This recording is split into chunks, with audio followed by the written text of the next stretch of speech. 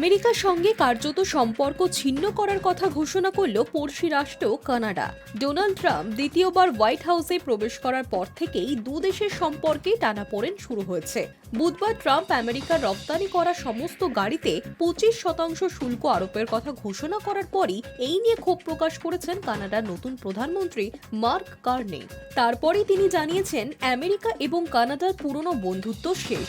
Trump প্রশাসনের শুল্ক নীতির জবাব লড়াইয়ের মাধ্যমেই দেওয়ার কথা বলেছেন Carney.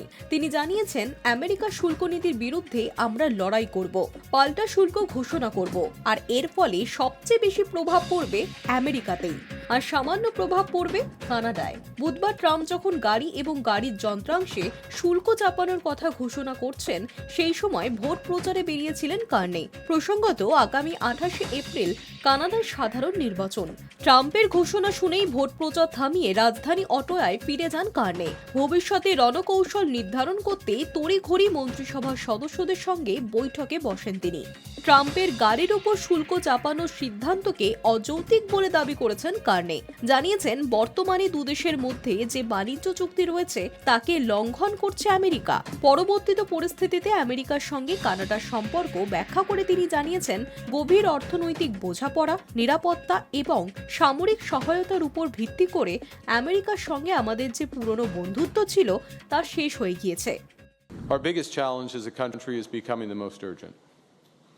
Over the coming weeks, months, and years, we must fundamentally reimagine our economy. The old relationship we had with the United States, based on deepening integration of our economies and tight security and military cooperations, is over.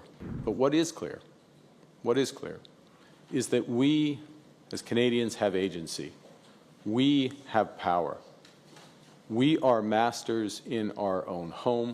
We can control our destiny. We can give ourselves much more than any foreign government, including the United States, can ever take away. We will need to dramatically reduce our reliance on the United States. We will need to pivot our trade relationships elsewhere. Our biggest challenge as a country is becoming the most urgent.